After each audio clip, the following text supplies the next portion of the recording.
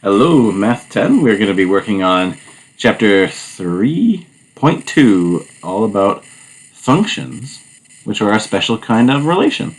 Before we start that, I thought I'd just review the different ways that we look at relations. I'll switch over to a quick Word document just to show you a quick reminder of these things. So relations, remember, are just sets of ordered pairs.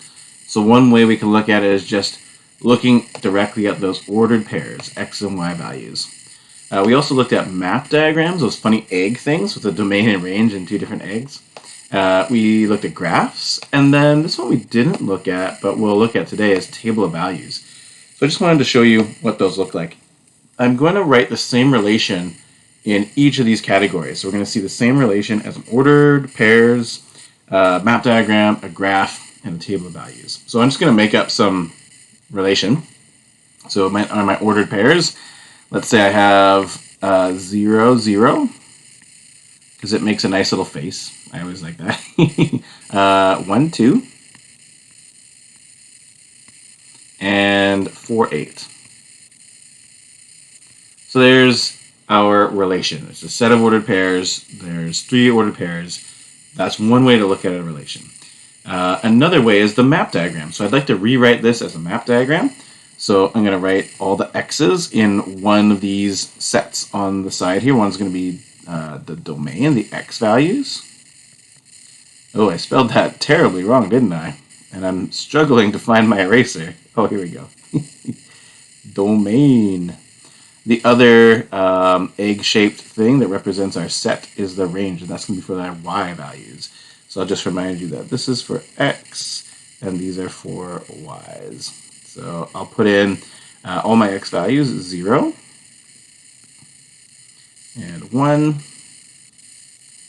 and 4. That is my domain.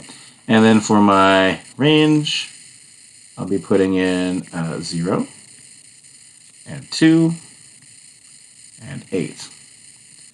And then you have to connect the values together with arrows.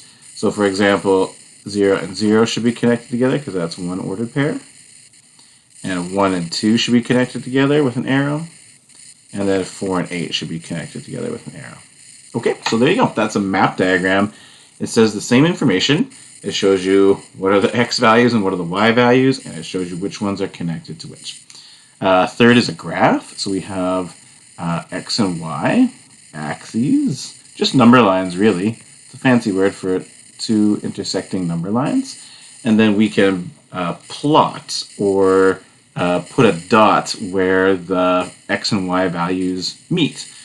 So this 0, 0 is going to be at the center, the origin.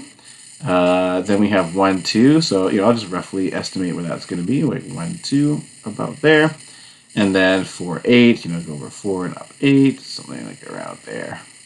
And then they're connected together with some kind of line to show sort of what's going on. That was supposed to be a straight line.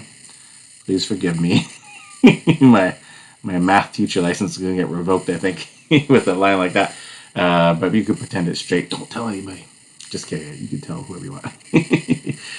There's my graph. Table of values.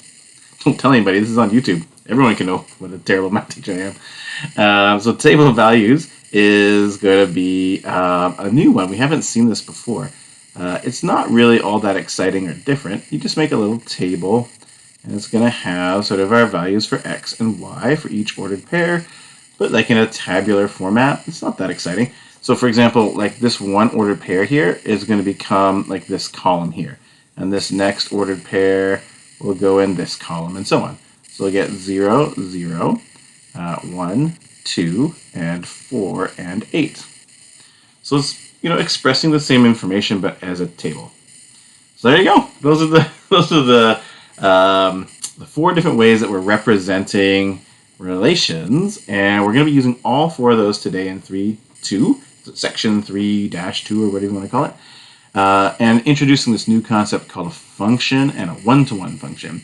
So I'm going to come back in the next video with an explanation of what those things are, and then we're going to take a look at a bunch of various functions and one-to-one functions and relations, and analyze them from these 4 different ways of looking at them. Okay, so stay tuned for the next video.